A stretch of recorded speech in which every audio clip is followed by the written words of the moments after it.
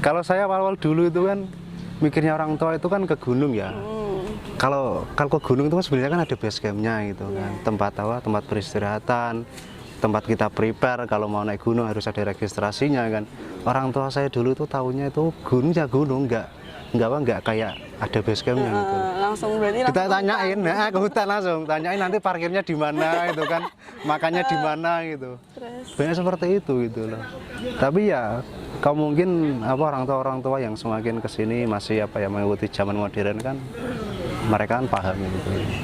Apa sih yang dibutuhkan, apa sih sebenarnya di gunung kayak gimana sih gitu. Lebih modern gitu loh. Kalau orang-orang tua zaman dulu kan kurang paham itu artinya. Nah, tapi sebelum lanjut ini, dari tadi minumannya kok nggak diminum ya? Padahal udah disediakan loh guys. Nggak ditawarin soalnya. Oh iya, tak tawarin Masa ini. ya langsung minum. Monggo Aku minum dulu ya. Iya, monggo diminum. Enak ini. Biar relax, biar enak menjawabnya gitu. Biar nggak dredeg.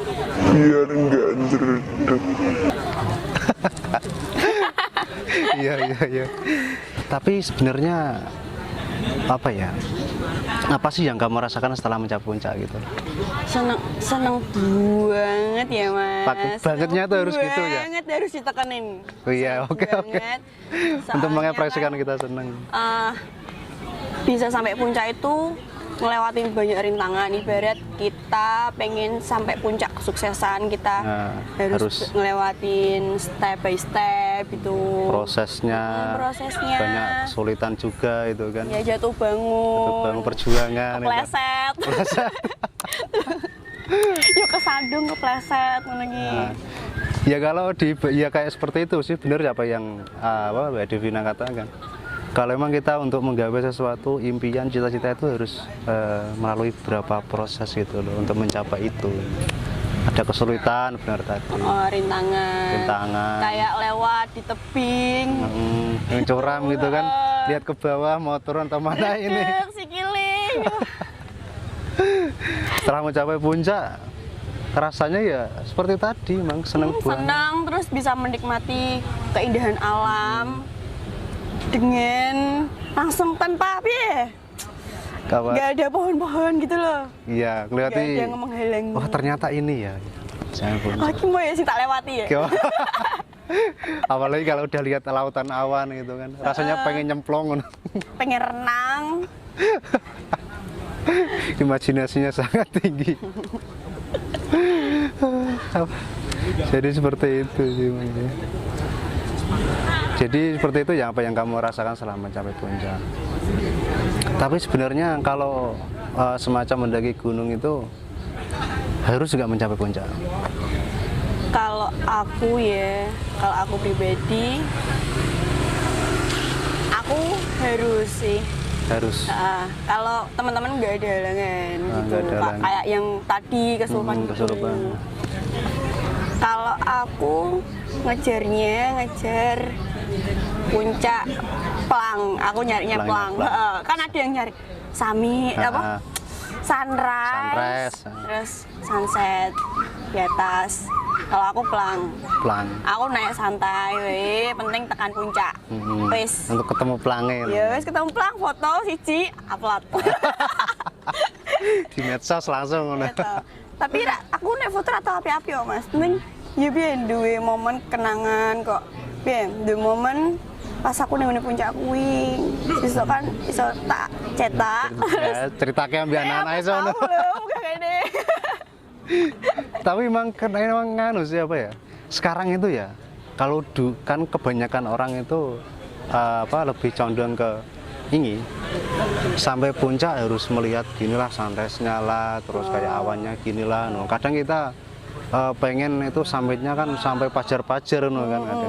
Tapi kalau semakin ke sini, menurut pandangan saya sendiri ya pribadi itu kalau dia udah mengalami banyak hal, udah mengalami pendakian kemana aja, itu yang dikejar bukan itu gitu. Yang penting itu sampai puncaknya. Yang dinikmatinya prosesnya gitu. Jadi itu kalau kita udah sampai Plang itu ayem rasanya gitu. Meskipun cuacanya nggak seindah yang putih. Meskipun putih kabut tok kan. Tembak putih. Yang penting foto mbek plang. Sih. Rasanya seneng banget memang tak rasa kayak. Itu menurut pandangan saya pribadi juga sih, gitu. Tapi banyak juga sih mungkin sejenis ini sih. Jadi pendakian itu kan nggak harus apa ya, menurut saya pribadi kan, menurut pandangan orang kan berbeda-beda sih. Yeah. Kalau menurut pandangan saya pribadi, ketika kita udah mendaki gunung ingin nggak melanjutkan karena itu ada faktor alam yang bisa diduga itu loh. Jadi saran saya jangan gitu. Contohnya tadi misalkan ya kebakaran hutan misalkan, terus ada badai, hujan, terus ini kan. Kalau kita nggak terpaut waktu sih gampang-gampang aja, relax, santai gitu. Tapi kan sekarang kan banyak teman-teman kan yang terbatas masalah waktu, besok harus kerja kan gitu loh kadang sekarang itu. Jadi lebih tersita di situ gitu. Tapi kalau kamu harus sampai puncak, harus sampai puncak. Tapi pelan-pelan gitu ya. Kalau aku sih seringnya aku mah yang di depan, paling nggak sabarin. Leader juga itu ya. Jadi formasi gunung itu kan, formasi mendaki itu kan ada beberapa kan sih nama itu simbolis dan identitas. Ada yang namanya sweeper itu di belakang gitu. Ada yang namanya leader itu di depan biasanya. Terus ada yang namanya kayak juru masaknya lah, navigatornya lah gitu loh, pengarahnya banyak banget. Tapi kalau kamu lebih condong ke depan.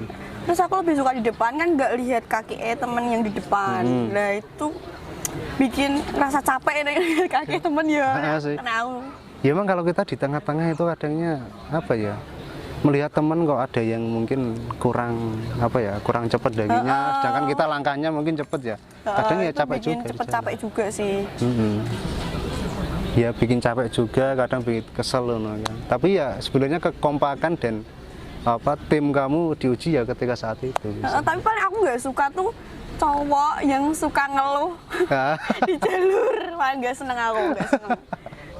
Cowok, padahal bawa carrier tuh sama-sama berat, tapi dia bilang abot. Pernah sampai tak tukerin loh punya aku loh.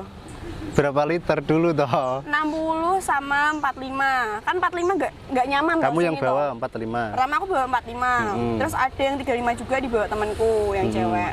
Aku bawa yang 45, terus temanku yang 60. Terus dia bilang abot nih. Isinya kan ada 2, terus SP, terus kayak semacam kompor gitu, nesting gitu lah. Terus tak tukar, yes, dia tak gawe aku. Kuat. Ya. nek modak-madak tak kuat. Tapi nek tak terus ya kuat. Tapi emang kadang ngono ya, ketika kita udah membawa tas carrier sendiri, dan itu kadang kita tukar misalkan ya sama tas carrier teman kita. Jadi rasanya agak beda ya. Tadi membawa berat, membawa yang ringan, sekarang membawa berat. Kadang itu lebih kerasa. Beda lagi kalau misalkan tadi saya bawa yang berat, tapi kemudian kamu ganti sama teman kamu bawa yang lebih ringan. Rasanya itu ya langsung makjelek, kok jebule kok enteng ya. Tapi tuh dia gini, pas bawa carrier yang 45 dia bilang gini, kok cedek ya? Aku bilang gitu pas sing 60 kok jatuh mentok. Jengkel kayak banget. Terus pas summit yang temanku maksain bawa carrier yang 60 buat bawa jajan-jajan, terus mah dia nggak kuat. Terus itu yang seminggu 2 kali itu ya. Terus dia cuman bawa waist bag gitu tak? Oh, waist bag yang terselempang itu. Umet aku. Sampai minum toan berapa kali, banyak. Tapi kalau kamu dikasih kesempatan, misalkan ya, kan ada cowok banyak, kamu mendaki misalkan perempuannya cuma 2 gitu kan. Kalau kamu ditawarin ada seorang laki-laki, Rene buat agawa gitu, kamu lebih milih bawa sendiri apa dibawakan cowok tadi? Lihat situasi sih. Lihat situasi. Kalau pas bener-bener capek, ya wis mas.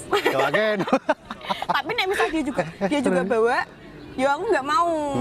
Soalnya kan kita naik kan sama-sama capek juga. Capek juga. Ya nggak mau bebanin nek misal aku nggak kenapa-napa juga. Kecuali nek memang cedera atau apa gitu atau kan nggak apa-apa. Iya. Tapi Sebenarnya saya pengen tahu apa sih yang membuatmu termotivasi dan antusias untuk mendaki gunung gitu, mendaki lagi gitu. Ya itu candu mas. Candu. Pengen naik tuh gara-gara candu. Nggak bisa dijelaskan gitu. Nggak bisa didefinisikan, nggak bisa dijelaskan. Terus Padahal kita kan naik kan juga mengeluarkan finansial yang banyak, terus tenaga, terus waktu. Iya sih. Itu sekarang emang masih menjadi pertanyaan umum kan? Menjadi misteri banget. Bahasanya misteri. Misteri. Iya Kan benar belum tahu juga jawabannya. sih. Kadang kita juga itu juga siapa ya, termasuk heran juga. Padahal kita udah mengeluarkan tadi benar, mengeluarkan finansial banyak, terus waktu, tenaga, itu kan. Padahal udah tahu rasanya gitu, capeknya kayak gitu kan, banyak-banyak hal yang mau dilalui. Tapi kok mendaki lagi ya? Kan jawabannya candu ya. Yang pengen tahu jawabannya ya naik aja, nanti kan tahu jawabannya. Iya sih. Nggak usah banyak tanya, langsung naik. Langsung naik biar bisa merasakan. Gitu. Jadi nggak langsung menjustis gitu kan ketika ada pendaki-pendaki yang mungkin apa sih nengguni gunung, ono kecelakaan, insiden gini, ono kesurupan lah, ono hipo lah, enek, ono sing ninggal barang kan gitu loh. Karena entah kenapa itu menjadi pertanyaan umum juga. Dan itu ya kalau kita jawab ya candu gitu. Kalau misalkan ada yang insiden kayak seperti itu tadi, itu mungkin lebih ke diri sendiri ya gitu loh. Kita harus mendalami terkait dengan pendakian, edukasinya, etikanya gitu loh. Persiapan apa aja yang harus dipersiapkan gitu loh. Apalagi yang punya penyakit kayak riwayat apa yang maksain gitu. Iya, pas maksa banget itu. Ya maksudnya itu harus kita lebih tahu kemampuan diri sendiri gitu loh. Nggak maksain gitu. Tapi emang candu. Tapi kalau boleh tahu sejak kapan kamu nyukai dunia itu? 2020 akhir tahun. 2020. Ya November Desemberan tahun kemarin berarti. Baru kemarin. Dan siapa orang pertama kali yang meracuni? Kok meracuni sih, mengenalkan maksudnya itu mengenalkan? Temenku SMP sama dia ngajak temen SMA-nya satu. Oh itu. Pertama naik ke kali Andong 4 orang. Suasananya? Naik ke Andong pertama kali langsung trek malam. Via Gogi. Tahu sendiri kan Via Gogi gimana? Iya sih, masih rimbun gitu. Jalurnya nggak segampang kayak sawit kayak yang lain kan. Yang lain emang gitu. Belum dibentuk. Kondisinya saat itu hujan. Mantep banget. Nah itu loh, kenapa kok mendaki lagi loh? Padahal kita udah tahu, bahkan ketika kita pertama kali disuguhkan kayak keadaan seperti itu gitu loh. Ya candu gitu loh mas. Candu. Candu. Mana jawabannya candu. Ya pokoknya candu. Takon terus, ki wis ndang munggah wae, ndang rasane dhewe. Biar merasakan di atas kayak gimana gitu. Oke.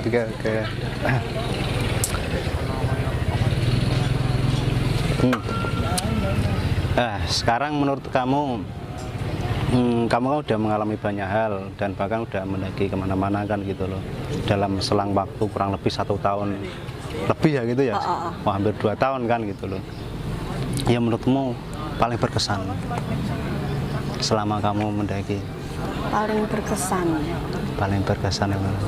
Paling berkesan sih yaitu bisa belajar mandiri juga, terus dapat teman-teman baru dari mana-mana, relasi kan gitu. Apalagi kemarin dapat teman dari Semarang, sesama Semarang.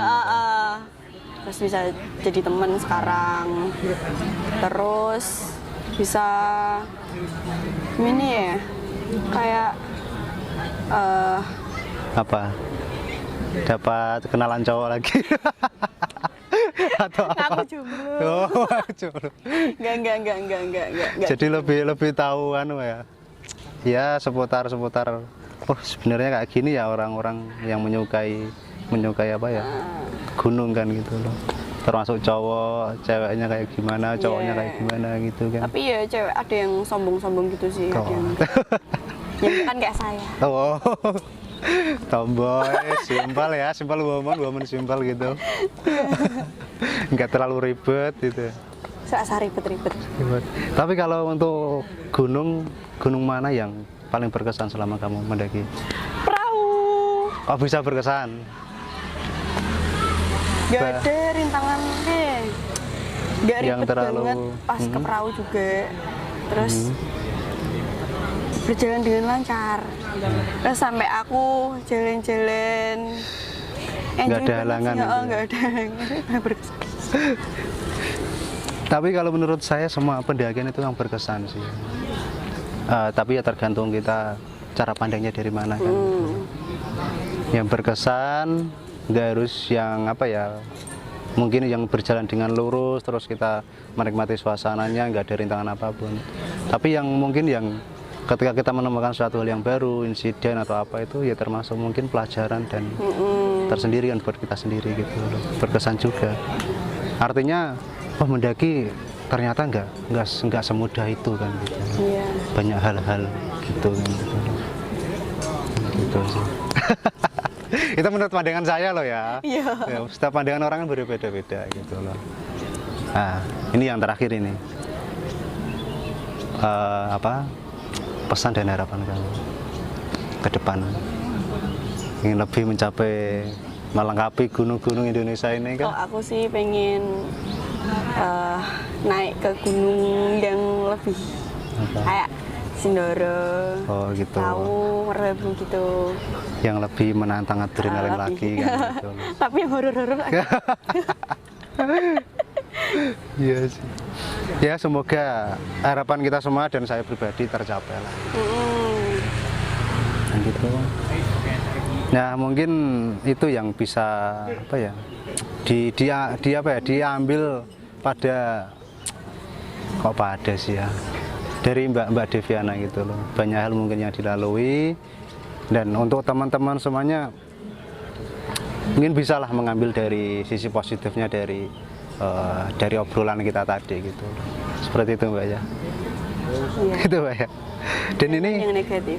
ada yang negatif. Dan ini saya punya suatu hal. Suatu hal sih. Apa sih ya? Ya kenang-kenangan lah dari saya seperti itu. Dan nanti bisa dipakai. Ini bukan endorse ini. Gak endorse ya ini ya? Gak endorse lah ya ini ya. Ini Mbak nanti dipakai. Ini buat kenang-kenangan dari kita. Iya, terima gitu. kasih. Dan terima kasih udah Mas. datang ke acara kita, podcast kita. Gitu loh. Makasih banyak pelajarannya, kisahnya dari kamu kan tadi gitu. Mungkin itu saja yang bisa saya sampaikan.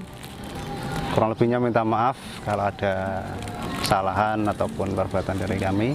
Tetap ikuti kami terus di channel Jurnal Ekspedisi. Jangan lupa di like, komen, dan subscribe. Sampai bertemu kembali di lain waktu gitu Mbak ya. Iya. Salam dari saya. Wassalamualaikum warahmatullahi wabarakatuh.